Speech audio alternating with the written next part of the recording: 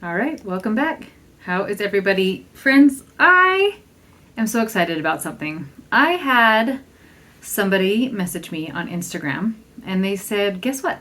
I just searched homeschool podcasts on iTunes and guess who came up at number one?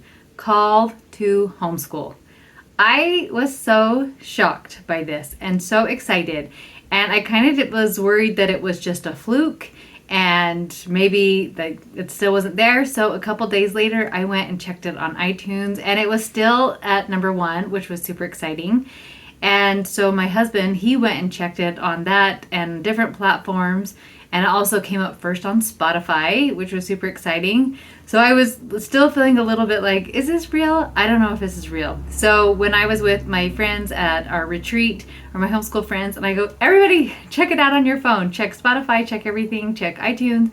And it still came up number one. So thank you for listening to this podcast, to subscribing, for your awesome comments, for your shares, for all those things.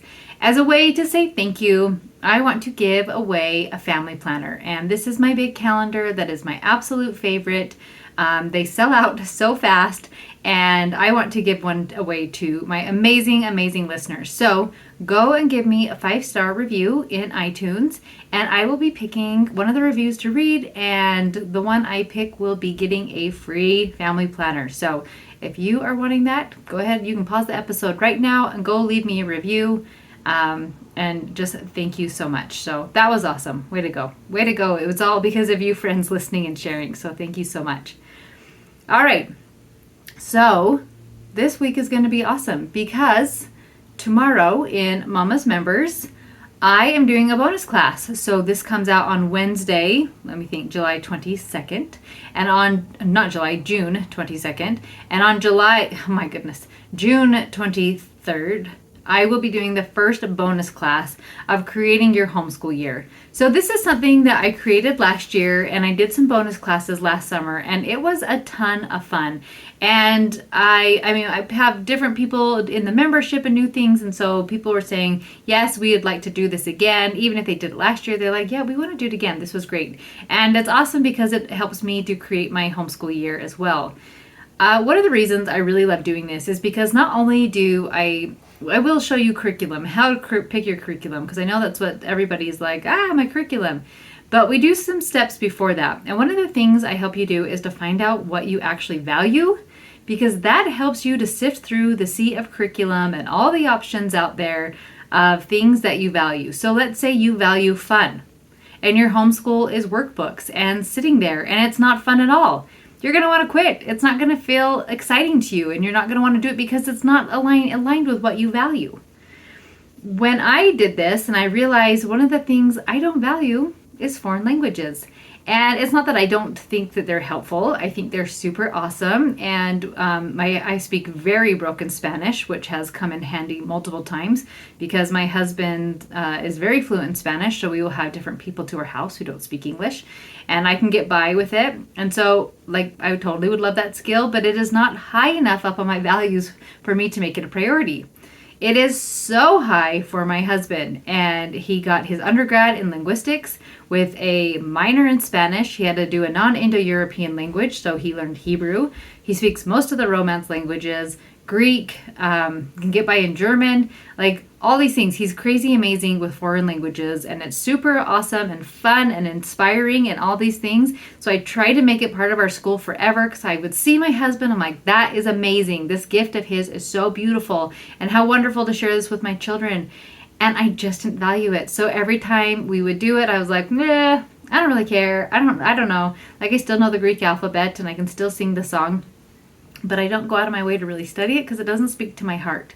But if he were the one in charge of our homeschool, you can guarantee that would be really high on his list because he values it so much that he finds it so important that he would love it and be excited to teach our children. So when I gave myself that permission of hey, it's okay. If your husband values it and he really wants your children to be taught foreign languages, then he is welcome to teach them. And so sometimes at dinner, he'll quiz them. Like I said, we have people over to our house all the time who don't speak English, so we get lots of opportunities to practice and all those fun things. But it was very freeing for me to let it go. So you are going to want to join that. That is for Mama's members, and all the classes will be recorded. So even if you don't catch it live, you can come and watch it as it recorded, the recorded version. Also this week, a lot of fun things this week, is my first homeschool conference called Create an Awesome Homeschool. And so that will be on Saturday, June 25th from 1 to 3 p.m. Mountain Time. And this one, that's free to those of Mama's members, or some people are just wanting to buy tickets to the actual concert. That'd be awesome. I should sing. No, I should never sing. The conference. So if you want to just come to the conference and just watch it, you're still going to get a free download from Karen, and she's doing an awesome little video. I'll be teaching for a couple of hours, a lot of live Q&A throughout it. I'll also be giving you away the free workbook of how to create an awesome school year. No, that's not what it's called. How to create your homeschool with confidence. And so you can go to coachmegthomas.com and click on events at the top to grab yourself a ticket, or just if you want to come for free, come and join Mama's members. So that's good. That will be fun. That's going to be a ton of fun. So I hope you to see you there. All right. Today I want to talk about books. As a lot of you know, I love books. But the funny thing is I did not grow up reading books. I had read I think 3 books. One of them was Megan the Klutz, because it had the word Megan in it, so I read it. And 2 Ramona books, and that was my reading experience. Even if in high school, if we had a book report, I would try to watch the movie version of the book, hoping that they had one, and if they didn't, then my awesome little sister would write my book report for me. I even had an English teacher who was so smart and said, okay, we're going to do in-class book reports so nobody can cheat and nobody can help you and all these things. And all I did is said, I need to use the bathroom. And my sister's just a grade younger than me. We went to the same school. I went and got her out of class, and in the hallway, she wrote my book report. So reading was not a really big love of mine until I was married and had my own children. And then all of a sudden, I now have way too many books. Maybe I don't have enough bookshelves is what I should say. But I have so many books, bursting bookshelves. I have a bookshelf right here in my office of some of my personal favorites, bookshelf in by our piano, bookshelves of our school books, and my nightstand and my husband's nightstand is overflowing with books. We even have books downstairs in the room I lovingly call the pit, of books that, I don't know, just so many books. We have books all throughout our house. So needless to say, I love books.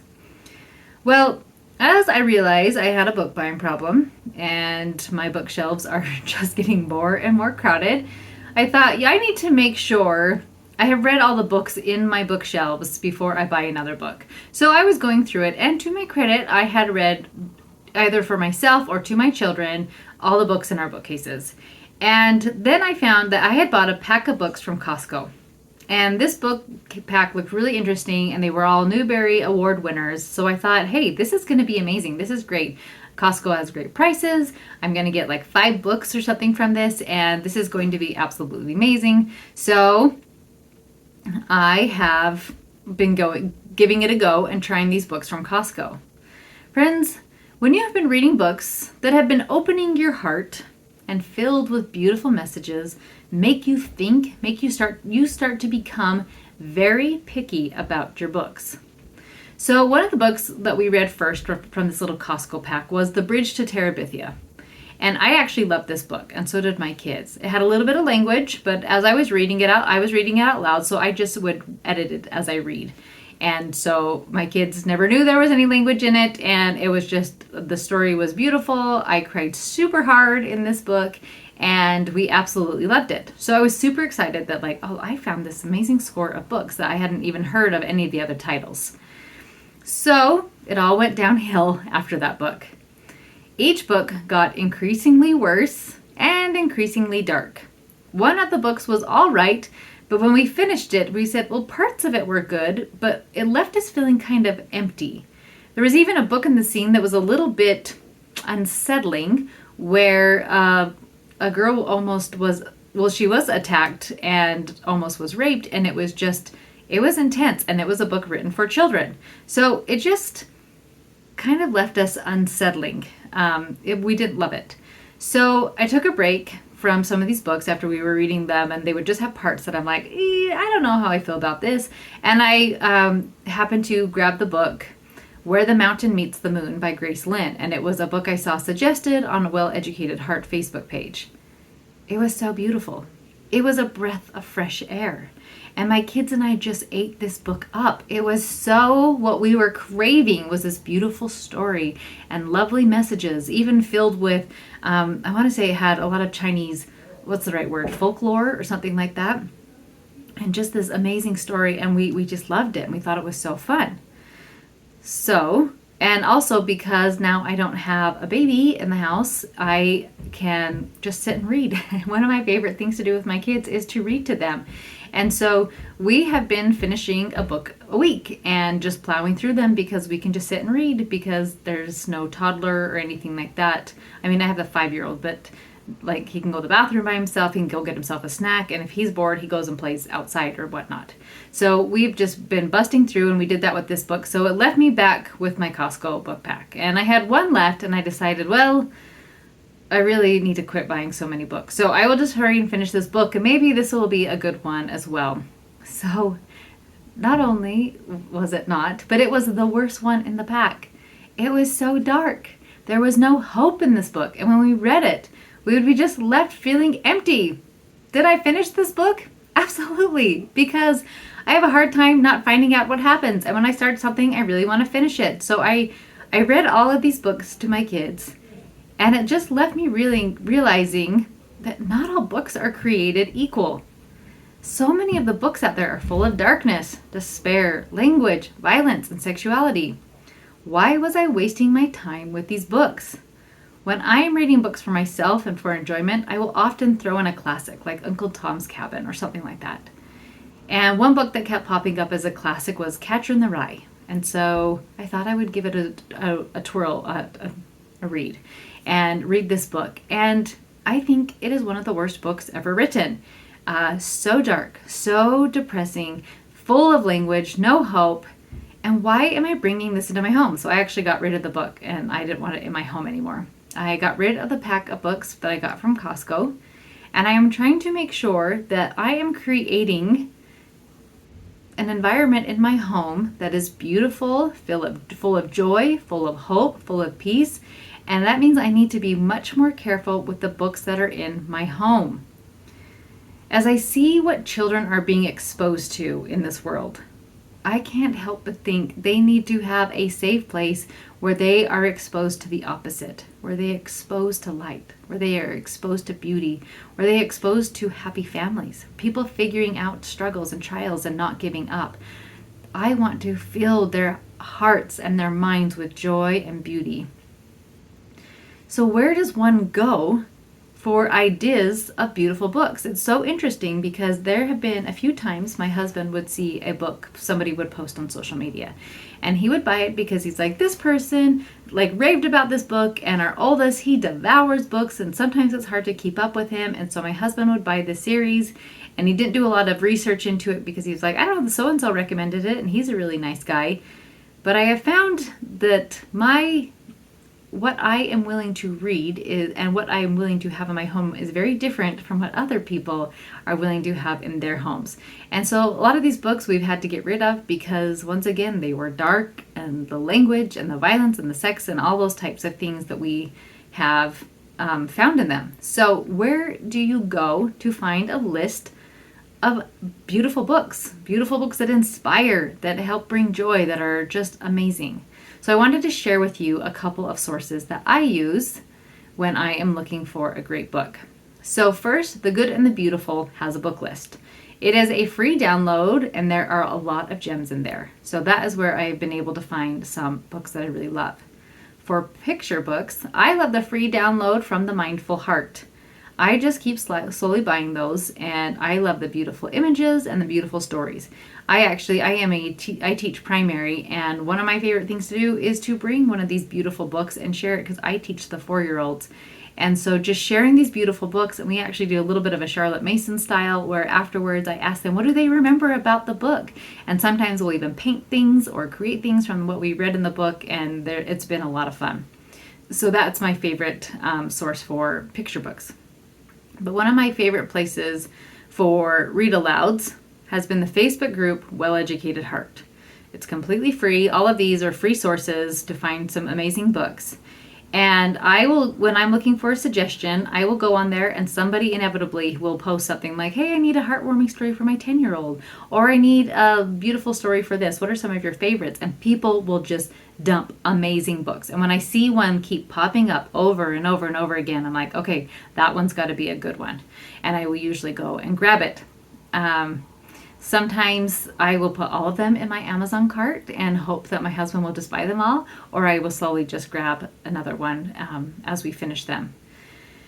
So I know you can utilize the library, but I am a little bit gun shy from the library because when my Brigham was little, he would destroy all of our library books and I ended up having to pay for all of them.